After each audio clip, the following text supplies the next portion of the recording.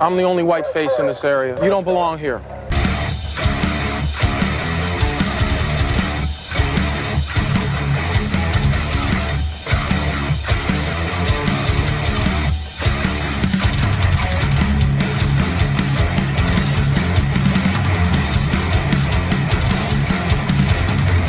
Stop, I'll shoot you in the back.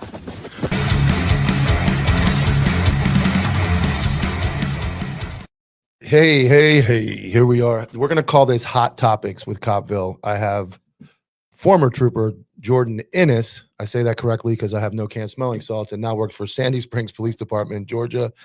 I appreciate you coming back on, Jordan. What's up, man? So I guess the first episode we did was a recorded one, and from your perspective, how did it go over? Oh, it was great, man. I've had people that I haven't talked to in forever, reach out about it, and everybody loved it, and everybody's watched it, and everyone's had. So there's some people had their opinions. Some people said I should have been meaner, and so there's a whole bunch of things that people said I should have said, but everyone thought it was great. So yeah, and I kind of like digging up Jerry Worms for the episode 1, and it opened up. You are like a hard charge, and you're like one of the badass dudes at work. So you probably don't even pay attention to the fact that so many people like try to hunt you down or find you, and you were hard for me to find on social media. You're not a social media guy. You're kind of hidden in the cracks of like doing your job. So I guess it's cool that something like this like opened the door for old connections and old flames kind of popping back in. Yeah, there was and what some of the coolest part about like the social media stuff is like I said, I never did it. You're actually the only person I've ever talked to about any of this stuff ever. Even when like there was a million news outlets that want to talk, I didn't talk to anybody because I didn't give a shit, right? But one of the cool things about it was how much like kind of positivity that came out of it, man. Like I've had people still to this day. I have people hit me up. They're like, "Yo, you don't know me? I'm some guy from like Kansas City, Missouri Police Department." And he's like, dude, he's like, I've wanted to go to work for like the first time in like fucking 10 fucking years, man. And like that's the type of shit that's always cool to me. And I think that's the message is, I sit here, I talk a lot of shit about administrations. I talk a lot of shit about TikTok cops, and we kind of shed a lot of light on the negative side, but you are a positive side of law enforcement, driving fast, catching bad guys, putting murderers in jail, I like to say total disregard for your own safety. And you said in that episode, you're willing to die for this shit because sometimes it's just that important to catch bad guys and do it safely. But I mean, it is what it is, man. Somebody at the end of the day, just like somebody's got to go fly overseas and jump out of a fucking airplane and protect our freedom. Somebody's got to do it here in this country.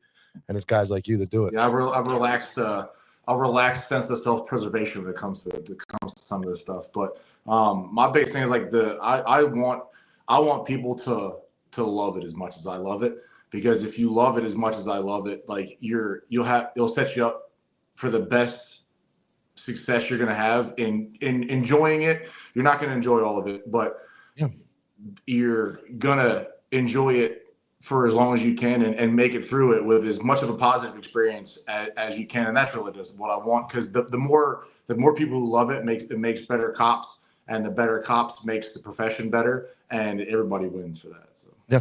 And that's kind of what I wanted to talk about. I'm going to bring this picture up right away. The reason we called this was Hot Topics.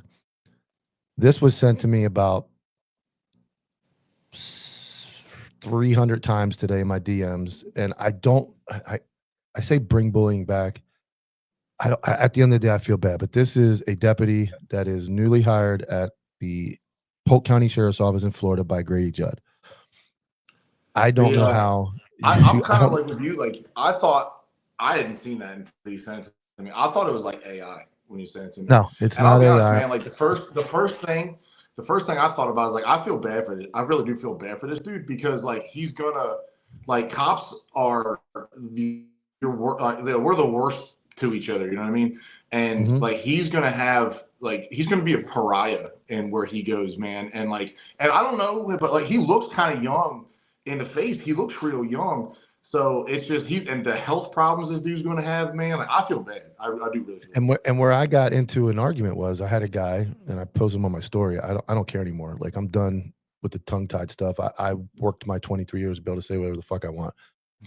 He actually justified that this was okay because we need to fill the positions because people like him need a day off. And I'm thinking, then he says, give me a solution while it's wrong. Well, first of all, you already made a solution while it's wrong. You're fucking people like him, that dude's mindset that guy in that picture should be protecting his fellow officers, should be protecting citizens. And then that cop's going to go and stay home that day and hope that this guy protects his family.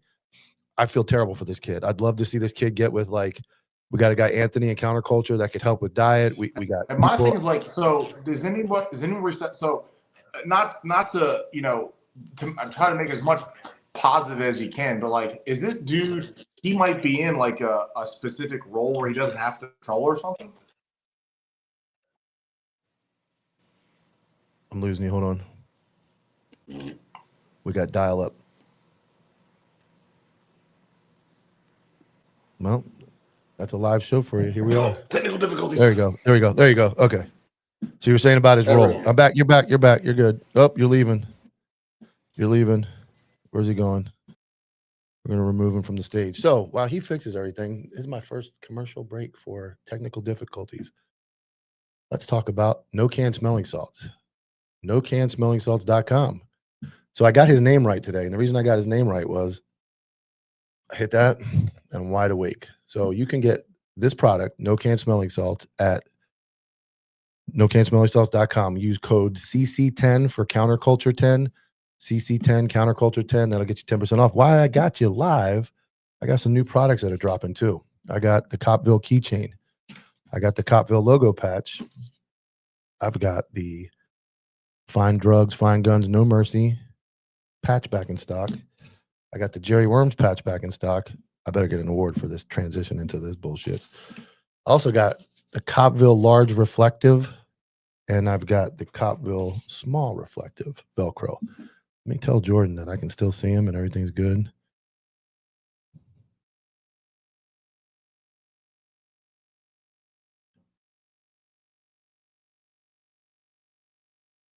Oh, now he's gone.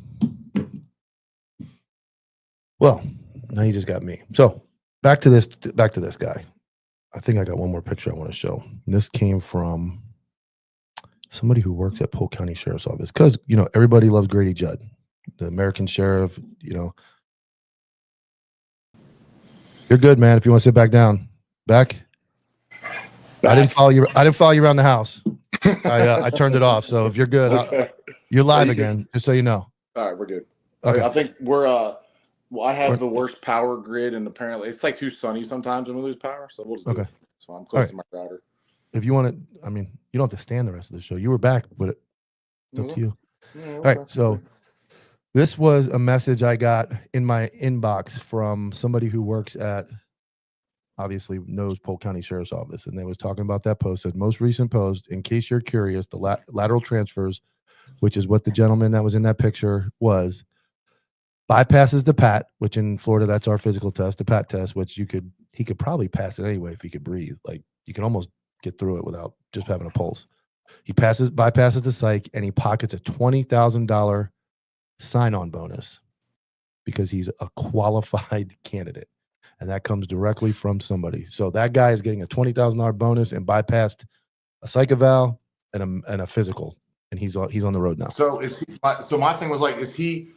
I'm trying to make it as positive as I can, but is he a patrol guy or is he it's hard to tell there because over there they mix. We wear two different uniforms. Our patrol and our jail wear two different uniforms. Now he's set up. That setup appears to be like everybody else's, but yes, he could be corrections lumped in, but gives him this much, but he's still a cop.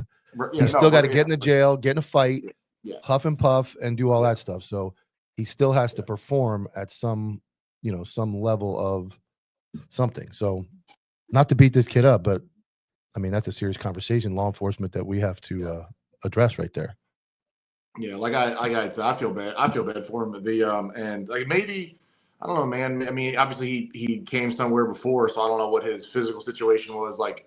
So he's already certified. I don't know if he was a cop somewhere else, but hopefully somebody can get him on the right path. And he needs to fucking find a jiu-jitsu gym, bro. He needs to get gastric bypass. Yeah. Oh, I wanted to talk about gym, that. stop drinking soda, and you'd be fucking set, man. Yeah. So Yeah. I got my wife to smile today one time. And she smiles a lot, but I'm just kidding. But I got her to smile because she's jiu-jitsu.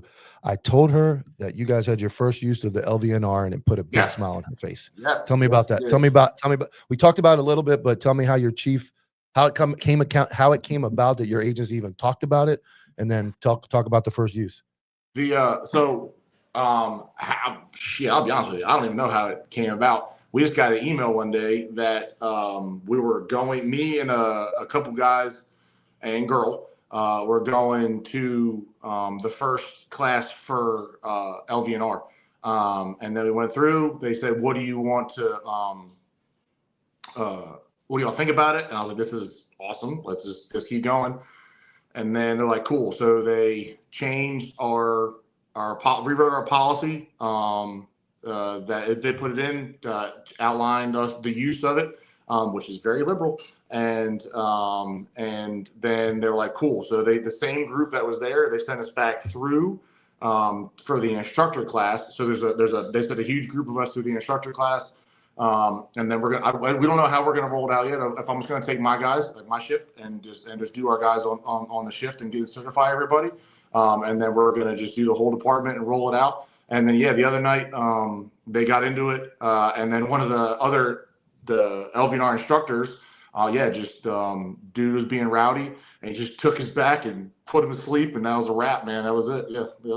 No taser, no knee spikes, no punches, no kicks, no runs, no hits, no errors. Just and once you get your hands on somebody in that situation, that's the easiest way to end it. I mean, it's the safest way, it's the easiest way. Yeah. And once you figure out like the mechanics of it, and it's not just like, a rear, like LVNR, like you can hit it from anywhere. And once you have access to it and you understand the mechanics of it, the neck is always available. Like you can put people to sleep 14 different ways as long as you know what you're doing. And it's instant. We were doing it. So one of my buddies he'd never even trained before. We were doing it, and he almost put me out just because he did it right. And I don't want to go to sleep. I'm not tired. I don't want to take a nap. You know what I'm saying? Like, so he gripped me up and he hit me, and I held on to him. I was like, and that was it for me, man. Yeah. And that's I agree. I couldn't agree more that when you say the neck is always available, because before I learned any type of grappling, jiu-jitsu techniques, I thought, well, I'm just going to go toe to toe. Problem with toe to toe is one lucky punch from either person. Yeah. And the bad guy, you could be dead. But when you actually look at somebody, when you look at somebody and go, I'm not throwing a single punch. Like, I'm waiting for this guy. I'm going to go in. I'm going to do a takedown. I'm going to get a hold of him, get him to the ground, and then I'm going to use side control or some type of control. Yeah. And it's not going to always go perfect. It's not like fucking perfect, but having that tool in your mind, we talked about it before, eases your mind and leads to less use of force. And I think this goes back to, these are two perfect topics. You guys chase for everything. You chase motorcycles, you chase cars, and you wreck them and you end it. Now you put people to sleep. Two of the most dangerous, obviously, the two most dangerous situations are going to be a car chase and a use of force. You guys take the maximum available method to end them both quickly, and you don't have dead people laying around your city. Nobody's dead. The citizens aren't hiding in their house because the big bad police are chasing people. You guys are putting people in jail and putting them out. You go through like speed, surprise, violence of action. You go as hard as you can, as fast as you can. It's over. And like that. And the biggest thing, especially with physical altercations, is most people, a huge majority of people you're going to encounter, are not ready to receive the violence. So if you can catch them, like for me, my base thing, I have an arm drag. I have a really rowdy arm drag, and I'm on your back before you even realize what the fuck is going on. Yeah. And then as soon as I'm on your back, I'm on your back now. You ain't getting me off you. And it's over. And you're gonna, like I said, it'll be over before you even realize that you're having an issue. And there's no issues, there's no problems, and it's just you're fine when you're done, and everything's just easy, man. And the bad guys, everybody in a fight, the bad guys included. Now, what are they looking for? They're looking for you to punch them, or they're looking for you to pull out your taser. If you don't prepare either of those, and you're talking to them, and you have the element of surprise to do an arm drag or a leg sweep or a takedown, unless they are highly trained, and then it's your day. You're fighting a brown belt or higher. purple belt, you're done. You know, then you're on. But if you're average idiot that wants to go to jail, he's ready for a taser. He's either going to run, he's ready for a taser, he's ready for you to try to punch. When you start doing arm drag takedowns, all that stuff, and start taking backs, they are not ready for that. They're not even ready for basic good side control to hold them down, because they'll fight till they're out of gas. So I love hearing it from a guy like you. So like we go. So we go and like, so I said we have the mat room, so we go, and a lot of the guys are really kind of into it, and it's fun learning from, you know, like, so you can go and learn jujitsu or whatever, but it's fun learning. So I use combat jujitsu, right? Like I compete and things like that, and like the sports jujitsu part of it. But the biggest reason I started doing jujitsu is for my job. So I'm very good at like 3 or 4 things that are very, very comp related, and when I can explain it and use the language that my guys understand, they're like, oh, I fucking get it now. And there's a guy that I work with. He's actually my sergeant. We would go roll a couple times, and he's my size. He's a big dude. And I was just showing him a couple things, side control. Like I was like, you're big. We're going to teach you to be big. So I corrected his side control, and I was like, this is how you're heavy. Be heavy. So I showed him like, be on your toes, like adjust your pressure. And the very next day, he went out and got into it with a dude in the middle of the street, and he ended up taking him down. He got in side control, and he said the very first thing he thought of, he heard always over his shoulder, goes, yo, asshole, get on your toes. And he got on his toes, and he heard the guy go, whoa, like all the air came out of it. And he was like, oh my God, it worked. And it was it. And the guy gave up. Like, I don't even want any more of that. One time. Now imagine 3 times a week, 2 times a week, 6 times a month, whatever, basic. And, the argument that you're making is the same argument that I have with physical fitness. Is people say, oh, well, I don't have time. I don't have time for that. I don't have time for that. And, the real crazy side of me, and my wife's side, she agrees wholeheartedly, is you don't have the time to die. You also don't have the time for your family to plan a funeral. So sometimes, a lot of the time, you have to be ready for the pursuit driving, the fighting, because in order to come home and go enjoy those activities like fishing, golfing, hunting, taking your kid to the park, if you're dead or you're injured or you're paralyzed or you can't walk, all those things, it's irrelevant. So there is a balance. And like you talk about, like a mat room, on duty, going to do it. People hear that. There's a certain percentage of cops, and unfortunately, I think it's way higher than we ever imagined. Yeah. They don't even consider that. Like, that's not even an option. Like, that's it, and it's on the clock. It's free. Like, go do it. And nowhere in their head does it cross their mind. We even have, so they motivate us. So we have PT bonuses. Like they will pay you to train. You train on duty. They'll pay for all your stuff, and then we have a yearly PT that if you the tier 1 is legit. You got to actually do your job to get there. You get $1,000 to pass the PT test. They paid you to do it. They give you the time to do it, and then they'll reward you with a G for going and just being healthy. And again, some guys just ain't with it. But the other thing they say, and it's a different world. When I started in law enforcement in 2001, you pretty much married your agency. That was it. You were there. You were never leaving. Now, with the ability to travel and move and how easy things are, so one of the questions I always get is, "What am I supposed to do? Just quit? Go somewhere else?" Yeah, go somewhere else. Like, I got people that tell me, their agency won't pay for them to go to training. I'm like, you're in the wrong fucking agency. They don't let us do this. Stop complaining. The state of Florida will give you $5,000 to move here from another state and pay for your police academy to come here. And you told me something interesting the other day, which I think is going to blow people's minds.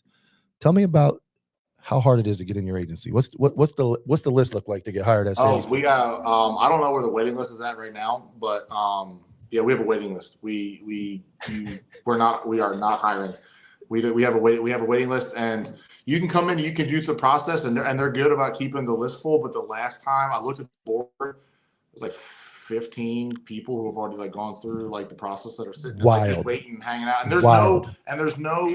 And there's no like time frame of when they do, because sometimes we have people leave, we have guys retire. We just had a couple of guys get promoted, so that opened up patrol slots, whatever it's like that. So it's time to move around, but we don't hire very often. And so some guys are like, oh, well, let me know when you're hiring. I was like, well, I'll let you know when we're hiring, but the guys that applied last year who have been sitting waiting are going to get it before you. Yeah.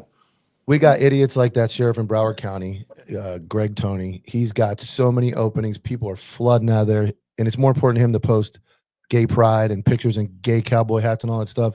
He can't keep people. And that type of mentality and leadership is the problem. Now you have an agency like yours that wants a high standard, pushes a high standard, and it's full. And that is my point to these guys that say, well, what do? We got to hire fat cops. No, you don't. No, you don't. You have a good agency with a good supervision, a good chief, a good program, and people are going to flock to it. And these type of podcasts and these episodes is what gets that message out there that you don't have to sit at a shitty agency and get railroaded for shit pay.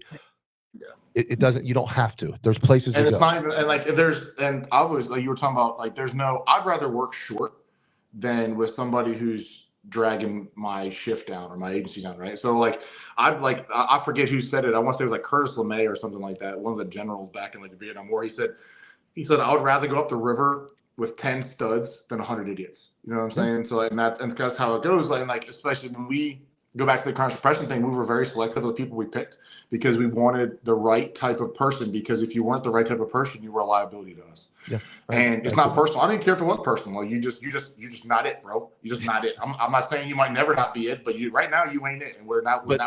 You know what? And if you're not it, that's your fucking opportunity to get it. Because unless you're just a real big piece of shit, I'm sure there's a way to get in if you want to be it. And that's where you have to look yourself in the mirror.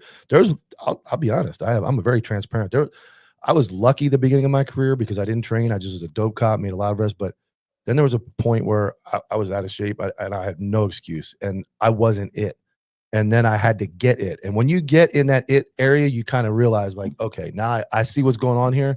And you know the right people that need to be in the right places and who you want to be. There's a moment, even for me too. Like I went through the ebb and flow. Like I was very physically fit when I started. I was very physically fit for a very large part of my career, and then just like every other cop, every other cop, I started slowing down, and then I just stopped, man. I just stopped doing it, and I just got in my own head, and I got lazy and whatever it was like that. And I'll tell you exactly when it happened too. I was there when they shut the interstate down and burned the Wendy's down back in the riots in Atlanta, and that when I was standing in the middle of 700 people in the middle of the connector in Atlanta, I was like, holy shit, I am not physically prepared for any of this. I'm not. Yep. I am not. And that day, I haven't not done shit since. And I'm a whole ass different person than I was. I'm in better shape now and way more dangerous now than when I was, 20 years ago when I started doing it. How old are you? I'm 40. Okay. Yeah. I'm 49. And I would say my peak shape was right about where you're at. My moment was in 2014. I was on a call and I kind of leaned on something that my gun belt was so tight in my stomach. It was like right around Valentine's Day of 2014. And I was like, you're a fat piece of shit, dude. Like I had that moment, like, what are you doing? And I went home and I bought one of those at a Played Against Sport, like a used sports store. I bought one of those old gym mats, the blue ones that unfold, put it in my driveway. I started running around the neighborhood, doing push-ups, doing sit-ups. And now at 49, I will put, even with a blown knee, I will put my fitness against, I'm not some SWAT guys, but your average cop or even above average cop. Like I ran a 20 mile and a half the other day and I had a little challenge with everybody. So, and I'm not even a cop anymore. So I look at it like, it's not even my job anymore, but it's mental health to be healthy. Yeah. It's mental health to be able to. When I would go down and teach, I teach driving and fighting basically. And so I go down and when we have scenarios, like I'm the combatant, like I'm who you have to arrest. And so I had a lot of these kids are 18 is on up, right? Some of them are senior, whatever it is like that. I'm like, I've been doing this job as long as some of these kids have been alive. I can actually say that now, which is stupid. You got plenty of time left. Yeah, man. But my big thing is like, so I never, and I give them, and I'm a big dude, so it is what it is. But like, how big are you? I'm curious. 6'3", 250. Holy fuck, and I never carry a blue gun or never, even if we have sim guns, never do it because I tell everyone in the beginning of the class, I was like, if you don't do it right, I'm gonna take your gun, I'm gonna kill you with it just to show you how life can be. And one of my biggest moves now is like I handcuff them with their own handcuffs. That's always fun. Like that, so they don't like that shit. But like these young kids who come out, and I always do this. I find the biggest dude in the group, right? baby Huey in there. He's like half my age, huge dude, and I bring him back in a puddle and I dump him in the room. Like, all right, then I'll pick like the small girl. I'm like, all right, you're next, right? So you go there just to show them that this shit's real out here, man. And you have to, and like if I've been doing it for almost 2 decades now, there's no excuse for you to not be good at it now. And I've always said, when you start this, you give up your right to be shitty and out of shape. You gotta learn something. You gotta represent yourself. Yeah. And somebody made a Father's Day post Sunday, and I commented because it was basically worry about your kids, fuck the agency. And I am a fuck the agency guy. I get it. Like the admin, that part of it. You're not fucking the agency by not being fit. You're not fucking the agency by being out of shape and not being able to perform. You're fucking your family. So that's like a double-edged comment towards yourself. Like the hell with the cop shit. Be a good dad. Well, the best way to be a good dad is to not be fucking dead. Not be dead. Make it through retirement, dude. Yeah, but not be make dead. it through retirement and have retirement with your kids. Yeah, don't be so fucking whooped. Can you imagine the health issues that kid's gonna have? That's what sucks, man. Because like knowing this is just how.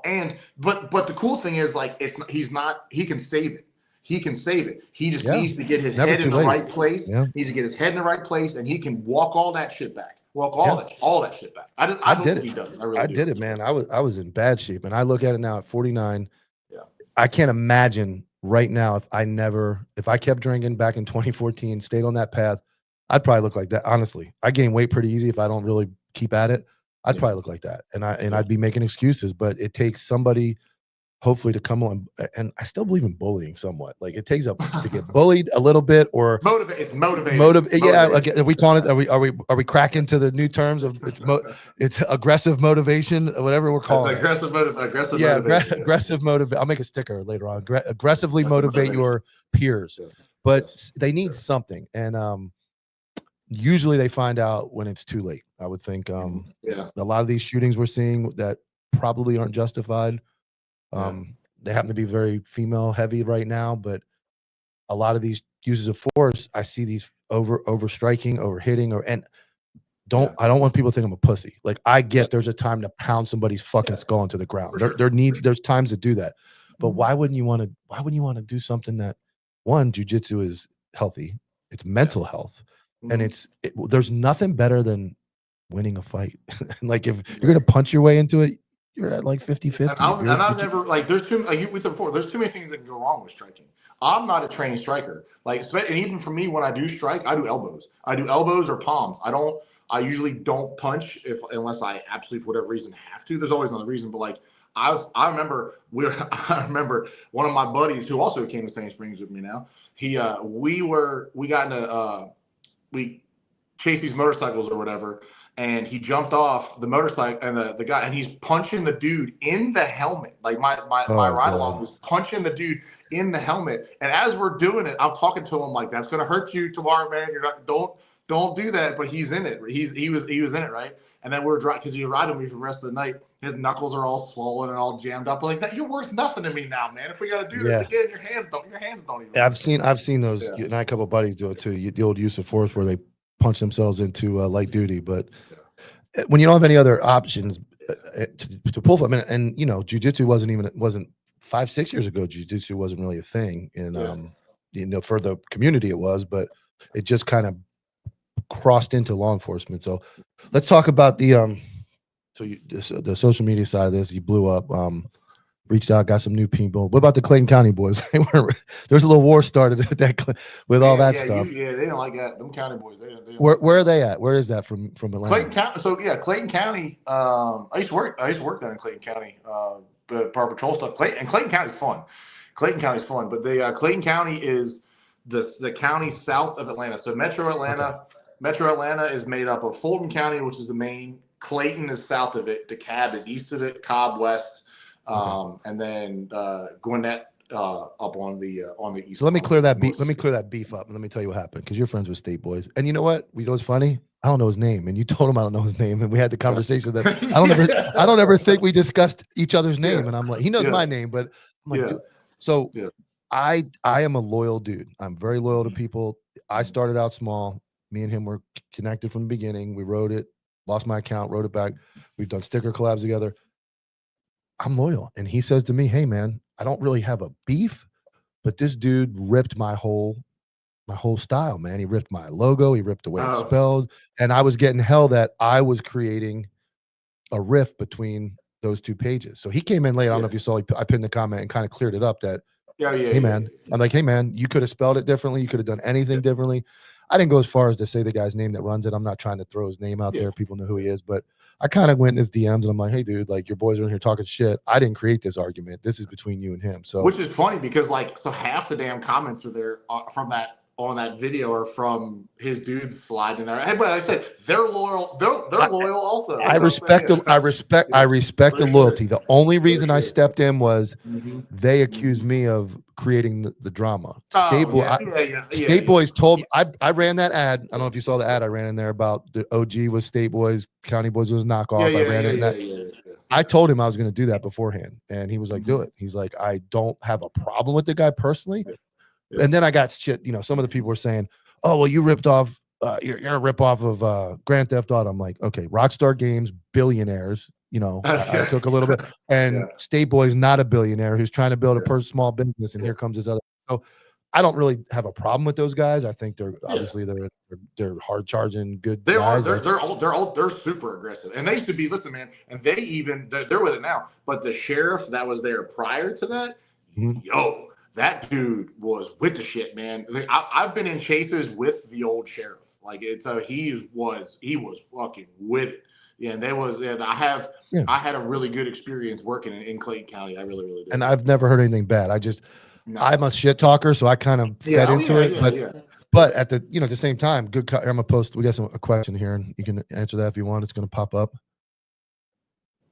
Have you ever done any of those? Okay, yeah. So the My Gym Alliance, they do a Leo program, and my when I went through the VNR training that was Gracie Compatibles when I did that with GSP. So instructors came and taught a group of you to be instructors. Yep. Awesome. All right, and what else we want? What else is hot topic? We got the potential War 3 is coming. We don't know how that's going. I got a question for you. Did we land on the moon? Yeah. You think we landed on the moon? Yeah. All right. So I don't. I was reading something I saw a post this morning and said the space station is 254. How about this? You're too smart. I'm not going to ask you. You probably know the distance. The space station is 254 miles away. And I'm like, man, that's not far. So I'm like, the moon can't be much further. So I'm like, they went to the moon in 1969, flew a rocket there, came back. We can barely make it to the space station. We lost what we had. We got people stuck up there 8 months in 2024. The moon is 238,000 miles away. You're telling me in 1969 we flew all the way there and back without a mistake? I have a hard time. I was laughing this morning reading that. I'm like, I thought if you would ask me how far the moon was, I pay attention, but I'd have been like, I don't know, a couple thousand, 5, 6, 8, 10,000 miles away. Like it's right up there. For it to be that far away. All right, here's another one. Well, you want to talk about that anymore? We're going to just. No, you're good. I don't think we did. Did you see that? Did you see this? There's like 14 or something. Yeah. Fucking nuts. So what would you on the surface? What would be your take on that? Just the burnout. Because I've seen like the guys are working like 80 hours, like forced overtime, and they're just getting just destroyed, and they're getting destroyed with no outlet of no reprieve, no break from it, and they just they get so far gone that there is no coming back, and then they have 80 more hours they got to work, and they're just getting because it's just their department's just running them into the ground. And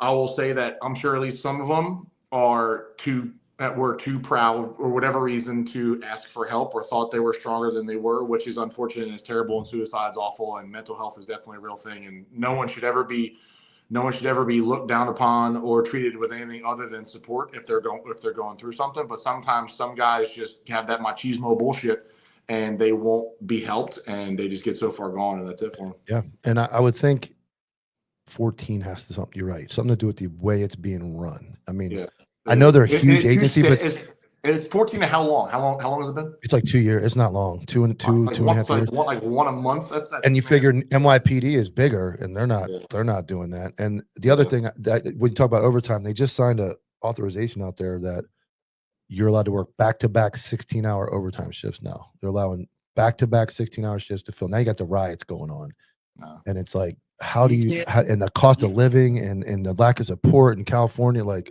it's a shame, man. And then that governor. We've all done it. I'm sure you've done it too. Like I've burned the midnight oil, because especially when I started with GSP, I wasn't making shit. I made $32,450 when I started being a trooper, right? And so when I got to the point where I could make like extra money, it took forever for them. Luckily now they actually make halfway decent money, but like. I remember when, I could make more in a day than I would make in like my whole check. And I was just working. I would never sleep in, just going out and just running myself ragged, which is why I probably got so much damn gray hair. But like I was at least you have hair. I got none. I was killing myself, man. Yeah. Yeah.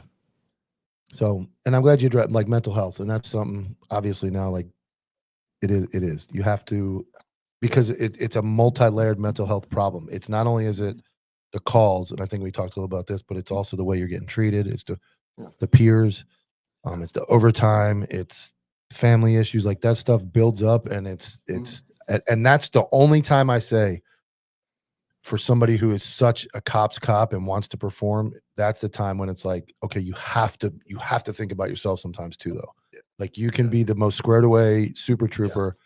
But if you're just on the edge of like destruction, then you gotta balance that out, and that's what when I say mental health, I don't think you're not crazy. Like especially when you're doing your job very well. When you're doing your job so well and you get lost, and we've all been there. I know you have. I remember going to work, wanting to go to work like an hour early and staying an hour late. Like I was so addicted to work, but at some point that, what they say, like the candle's burning from both ends. At some point, it stops.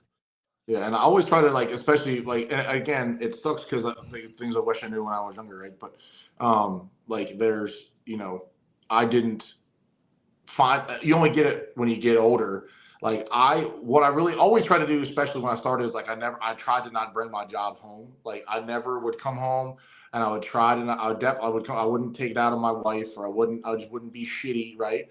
But she's been around me. We've been together over 10 years now. So she's been around me for this all my most ridiculous phase. She's been a part of all of it, right? So she knows when I'm hurting, or she knows when something's wrong.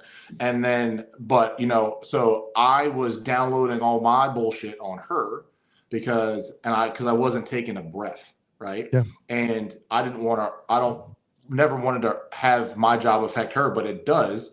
And it took me a long time to realize that me fixing me will help her, and it'll help whatever it is like that. It'll make everything better. And it took a lot. It was hard, especially for guys like me. It's very, very hard to let go, not slow down. I will not slow down. I idle at 9,000 RPMs. I don't slow down, but to let go of the grip of how much you think you have to do it, because when you do it long enough, that's just what you do. Right. And you don't have to push as hard, and for me, finding the balance where taking care of myself made me even better. Right. Taking care of myself made me a better police officer, which in turn made my work product better, which made the end result of me taking care of my city better. Yeah. That's like the old tourniquet method. Like you can't go save the world or save your buddy or your soldier next to you if you're broken, if you're bleeding out. You can't save anybody next to you. And that, I'll tell you what, for me, because I'm married to a cop, is when I was still working, I didn't see that. Like it was just, we were both competing for like time with each other, and you're both doing your job. And she was in training, I was in street crimes. And then briefly, I think by the time she made it back to patrol, I think I was done. So I was in the detective role. But then when I removed myself from the job, now I see it from a completely different perspective. And now I see that what you're talking about, just, it's constant, and the job is unforgiving, and there's always something going on at work. There's always some email coming in, and that was just part of my life as well. So I didn't notice it. I just knew like I had this going on. She had this going on. And when we weren't both working overtime, we'd go on a date or go on a cruise or something. Now from the removal, it's like, holy shit. Like, I can't believe I was doing that. And now I watch her do it and I'm like, Jesus Christ, like there's a lot going on. And then that's the stuff people don't know about as cops. Like all the other stuff. You think driving around, traffic enforcement, fucking email, state attorney hearings, court. This guy's mad at you for saying this. This lady in records is upset by the way you talk to her on the phone. Like just the stuff that goes on behind the doors that nobody knows about. And like the letting go thing is like I was always the guy that like, you know, especially forever, I had like, you know, fear of missing out, right? Like, I didn't want to, you know, I would always have my phone. Because I always had my work phone and I was always seeing what was going on. I was still tied in. So even when I was home, I was still tied in. Like my laptop would be like in the house, like, you know, open, like on like the counter, like right. And then eventually it was turned off. But like, so I was just in vacation. I was on a vacation for a week and like, it's been for I haven't been tied to my phone for a long time, but like so I just went away for a week, didn't think about work, not one fucking time, and then came back and just got right back to it, and nothing changed. The city's still there, nothing happened, everything's gonna be okay. You know what I'm saying? Yeah, you just got back. You just got back, right? Yeah. I'm going to pull up something that just happened not too long ago. All right, hold on one second. We didn't talk about this last episode, and I want to talk about this. Something you probably share screen.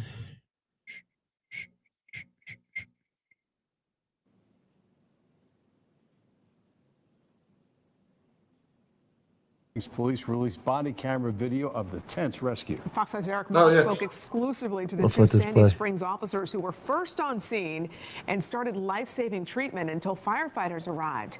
Eric joins us now from Sandy Springs headquarters with their incredible story.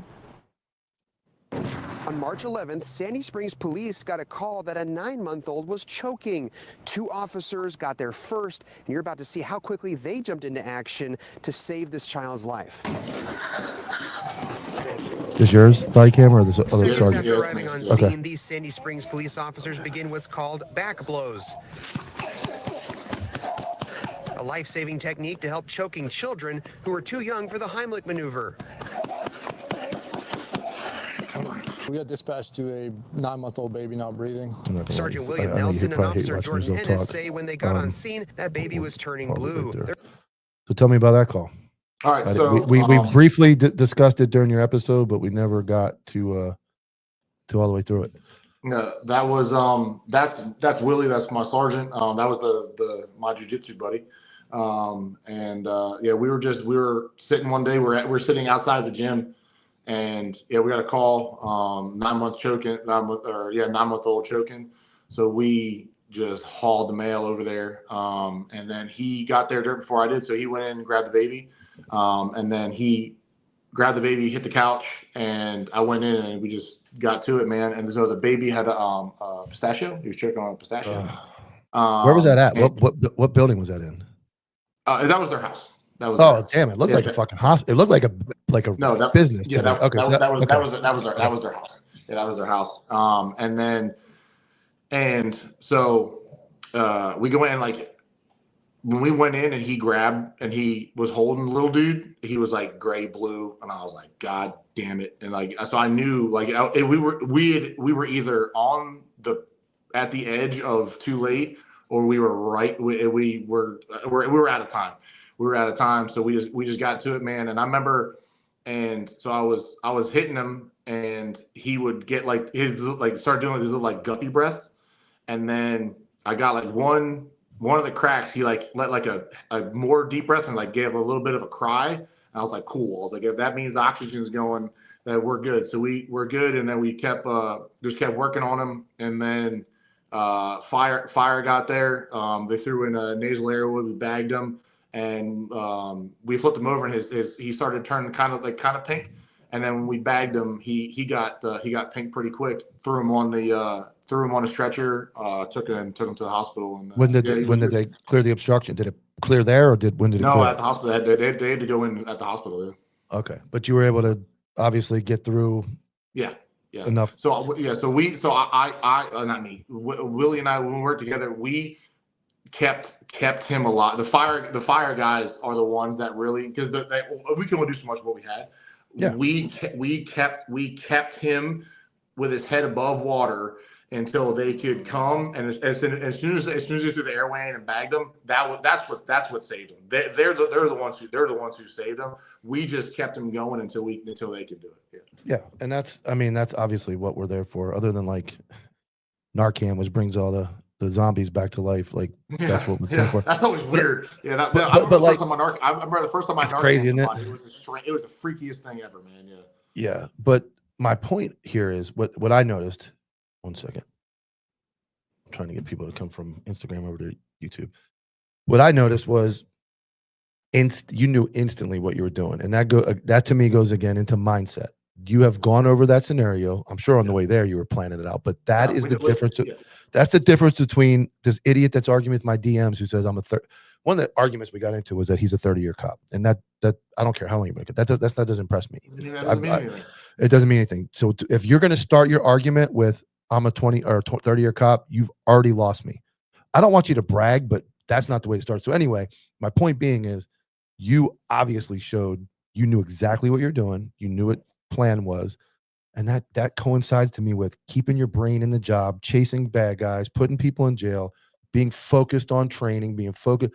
So there's not a scenario really it's going to, unless aliens come or some wild shit happens, like some South Park episode, there's really nothing that's going to come your way that's going to baffle you. You may not always win. You may not always win, but I have enough background and preparedness to work through any situation. I might never have done it before, but I know which route to take, and I'm confident in my ability and that I will win. You know, we might not win, but I go into whatever situation it is being like, I'm going to win. And if I don't, you're going to have to work real fucking hard to make it not work. And I think when you mean win, you just mean win at the job, because where I was going with that is, do you think some TikTok cop making fucking videos in their car is prepared to go from dancing around in the pink nails or whatever the dudes are doing to go to that? You have to think about back compressions on an infant. You have to think about that more than like the 5 seconds before you walk through the door. Stuff like that is when people say, oh yeah, I'm humanizing the badge. No, humanizing the badge is being prepared to perform like that in the moment, because if you're not mentally ready and you're fucking off and you're doing all this other stuff and you're not ready for that, you're not going to do anything. You're going to show up, you're going to do some shit, you're going to try to remember the training from 7 years ago where you did it one time or every 3 years or CPR. That mindset of, that's what I'm talking about when I say being ready to perform, reading case law, knowing your policies, knowing training, thinking about that scenario. You can see somebody who runs into a house on body camera and immediately starts hitting the baby pretty fucking hard too, because you know it's going to take some strength. I was wearing little dude out, man. Yeah, but that's what it takes. You can hear it, but you can't patty cake a situation. Just like CPR. I think CPR on the TV is you're breaking ribs and sternum. Oh yeah, that was another thing. I remember the first time I ever did CPR. It was the worst one. It was an 85-year-old woman. At a CPR, I broke every rib, cracked her sternum, and I was like, it was a horrifying experience. Yeah. It was a horrifying experience. If you're not ready for that mentally, and you're in your car dancing around and things, it's like you're not. And that's what I talk about when they say, when they say small time. Go ahead. No, so I want to believe. I want to believe that, even knowing that they won't, I want to believe that if push came to shove, they could act if they had to. I want to believe it. Damn it, I want to believe it. But I mean, going back, you're talking about like, you know, I'm a 30-year cop. You might be a 30-year cop in a one-man department in the middle of damn nowhere. You've never pulled your gun. Everyone knows a 30-year rookie. You know what I'm saying? Everybody knows. My wife says it. My wife says they were a 1-year cop 30 times. That's what she says. Her saying is whenever they start with the years, she says, yeah, I know your type. You're a 1-year cop and you did it 30 times in a row, where every year you had no idea what you're doing. You just gathered through. Because his argument was, well, I said, you know, a 5-year, you're saying a 5-year cop could be chief. I'm saying, no, I know 5-year cops who are more prepared to be chief than a 30-year cop will ever have been. Because if, like, again, you start your argument off with me as I'm a 30-year cop. Okay. I'm a 23-year cop. What are we doing? And that was always the funniest part. Like, so Watson, like going back through, back when, so like the truck thing, whatever, right? Like the comments were the hilarious. famous one. Yeah. That one. But the but like the comment, and like they would start off, I'm a 27-year veteran, and I like the use of force experts, right? And I'm like, I don't know nothing about you. I don't know nothing about you, Dave, but I guarantee you've never even done anything kind of this. So we're just going to take your opinion and we're just going to push that one back over here because come on, man, stop. Well, that's always what it is. It's the 30-year cop, and then the other thing I was getting at was, before my brain went dead. Oh, that when they say they're from a small town. I'm a small town cop. There's not much going on. You're not gonna have a robbery. You're not gonna have a shootout. But you will have a fucking baby choke. And if your brain's not even to the point of that, and you're in your car doing that dumb shit, and you're not prepared to even think about like a baby choking or somebody falling in a trauma or they shoot. Yeah, man. Read the room. Every place is gonna have its stuff. If you're in a farm community, god damn it, you better be good at first aid because you're gonna get calls for somebody cutting a finger off or getting hurt. You know what I mean? Yeah, so you're not gonna have a robbery, but you might have to pull somebody out of a damn hay baler. So you might want to work on your deadlifts, man. Like, so there might be, so you learn your area and be whatever service the people of your area need. That is your responsibility to be the absolute best you can be at all of it, not just one of it. But you can be really good at one of it, but you got to be damn good at all of it. You have to. You have to. There it is. Yeah, dude. I can't tell you how many stickers are made for this. You're on the cover of my website. Like that. Like what a moment. I'll never forget it. I'm like, but you know what's crazy? So what's wild is like, now. Like the thing is like, all the sheriffs were ever talking about, if you block the intersection, would it run your ass over, right? That's like the thing everyone's talking about now, right? Well, the algorithm or whatever picked it back up, and that shit going wild because it's a truck hitting crap. It's out of context. It's not even remotely close to it, but it's all the same. So there was a guy, they're sending me. There's like a guy posted it just the other day. They sent it to me, and it has 15 million views in 2 days. I'm like, what is going on with this? Like, can't this just go away? Hold on, the one I did of you, the not fucking around club. Let's see that one. That one went pretty good. Where the fuck is that? Where is it? 200,000 views. Yeah, from last week, and the sticker sales are pretty. The sticker sales are pretty solid. So yeah, that one. I made it an air freshener too. That was an old one, right? Yeah, he put what? That was an old one. The not fucking around. That was our first night of crime suppression. That was our first night. We had just finished eating dinner together, and we we went out. That was in Sandy Springs too. That pit was in Sandy Springs too. Did you discuss that term? Was that the term that was like the ready, set, go? Or I've never said it before. No, I don't know. He said, my buddy Jake, he was the one. He was like, "Hey man, say the motto." I was like, "What the fuck motto? What motto? We don't have a motto." I'm looking at your patch. I'm like, it says about the patch. I'm like, I was like, this sounds good. We'll just go with that. Yeah. Yeah, I never said that. That was not our motto, but it is now. So I didn't get in trouble, but I did get in trouble. I got called out. So my sheriff started out tough in 2021 when he took over. Now he's never mind. But so he starts out tough, and he tells me, I have the text message. I've never showed anybody, but I have receipts. He basically tells me to do that. He says, when I got assigned to street crimes, he tells me your job, and it's almost verbatim, is to tell people, don't come in this fucking county and do this. Like, he used the F word. He texted it to me verbatim. So not too long after that, we pursued this dude. First, I pursued him during the day in Fort Pierce, which is a shithole. And I'll never forget it. We were driving through this fucking neighborhood for like 10 minutes in his hood. We tried to vid him in the driveway and we missed him.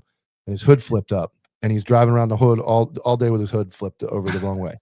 He gets away. We put him in flock, get him in the computer. And at like 10:30 at night, he comes off the interstate. And that gives me like 10 minutes to get ready. I remember I got ready. I didn't put boots on. I put my sneakers on with my uniform, jumped in the car, and we lined up like 6 cars deep behind him. And there was no other cars on the road. It's like 1 a.m. and we just went at it. And we tried to pit him. The first guy missed. We tried again. We ended up chasing him out on the interstate. There was a headwind. The helicopter couldn't keep up with him because the helicopter was going in the wind. We finally stopped stick him. I got up there and I gave him that whole fucking thing. Listen, motherfucker, you ain't coming to this fucking county. And sure as shit, they did not get used against me in the state attorney hearing. The fucking state attorney threw a fucking fit. Oh, this guy's yelling at people. He's a fucking maniac. This, that, and the other. I'm like, I literally have a fucking text. Yeah. Did he mean to run up and say it to everybody? No, but I think he probably meant it to the dude that almost killed 70 people during the day, running into pursuit like a fucking moron. That dude laid in the middle of 95 probably deserved, hey, motherfucker, you're not going to do that in any other county, which is what I went up and said. And then, you know, I caught hell over it. So that, you know, I mean, GSP didn't have a problem with that, right? No, the colonel called me the next morning. He's like, so Jab's fun. I was like, yeah, man, absolutely. I was like, we were real motivated. He's like, oh, I saw it. He's like, the governor saw it too. I was like, okay, cool, cool, man. Well, the governor said, the Republican governor then, right? No, we have the same governor now. So he called me. So the day after the truck shit, I went down to teach. So I patrolled that night, and then I went down to teach at trooper school. And I was in a car, like driving some cadet around, whatever we were doing. And the colonel calls me. He goes, "Hey man," he's like, "the governor's going to call you in 30 seconds." I was like, "The fucking what?" He's like, "Yeah, man, the governor's going to call you in 30 seconds." And I looked, and sure as shit, I'm doing the braking exercise, and my phone rings, and it's Kemp. It's Brian Kemp on my phone. And I was like, what the fuck? And the cadet's like, sir, who's that? I was like, I'm pretty sure it's the governor, man. So like I answer my phone as I'm driving, and he was cool. He was super cool. I'd met him a couple of times too. He'd come down to the crime suppression briefings a couple of times. He would ride around the helicopter, watch us pick cars and stuff on the interstate and stuff. It was cool. Yeah. So that we clear that up. Like we talked about GSP, you had your issues with them, but overall, you didn't say anything terrible, and you had some minor issues, but overall they let you do your job. There was no like hanging you out over a pit, hanging you out over nonsense. They weren't bad about that. No. There was, it was just kind of the volume that I did it, right? And the volume that I did it, and like I said, up until the crime suppression thing happened, that was kind of just stuff that we did. There was the outliers, like it was me and a couple guys, although we were all up on crime suppression together, that we were the ones who like really, really got into chases and really, really got into a lot of stuff. And again, the problem for me is like I did all that, but I didn't do my GSP tasks of seatbelts and cell phones, and I didn't do any of that. I didn't do any of that. And I didn't do any of that. It's funny because I've never seen you in the hat. I've never seen you wear it. I was thinking you told me that in the episode, and I'm like, I'm watching. I'm like, I've never seen him wear it because the other famous video, one of the other famous GSP videos, is that dude dragging that fucking crying ass chick or dude off the campus, carrying him in the like. Oh yeah. And he's got the hat on. I'm like, well, he's got the hat on, but there's power in the hat. There's power in the hat. Yeah. Well, I got that sticker that went viral. We called it Big Hat Energy right after it was that incident. Big Hat Energy, yeah. And what's funny is one of your GSP guys makes another. State Boys posted it, or it was on the news, and he does some arrest or some pit rest something. And when they flash to his computer, it's got the Big Hat Energy sticker sitting right on his computer. I was like, and then the other day, Frontline Misfits is another friend of mine that meme page, great dude up in Indiana, and another guy does some type of pit or something like Michigan State Patrol, and he's got Copville and Frontline Misfits on the seat of the car, and I'm like, that's cool. Like I said, I'm a moron, but I think at least it's bringing guys together as motivation. Yeah. You gotta have fun with it, because I mean, like you gotta have as much fun with it as you. All right, we're right at an hour. I was gonna try to keep it there. I'll give you like last minute. You want to say anything? We're gonna kind of try. We talked a little bit about doing this maybe once every week, once every 2 weeks, kind of getting together and doing a breakdown of incidents. I think you bring a real good perspective. So, floor's yours, man. Anything you want to tell everybody? No, just train hard, be good cops. Good. All right, that's it, guys. Tune in tomorrow morning at tomorrow at noon. My episode comes out with Brianna Cora, reference to her LASIK surgery going bad and some issues she had. She talks about female cops, and that's tomorrow at noon on YouTube. And then, like I said, Friday night we'll do Counterculture Live, open mic. And I appreciate you guys tuning in. Thank you very much.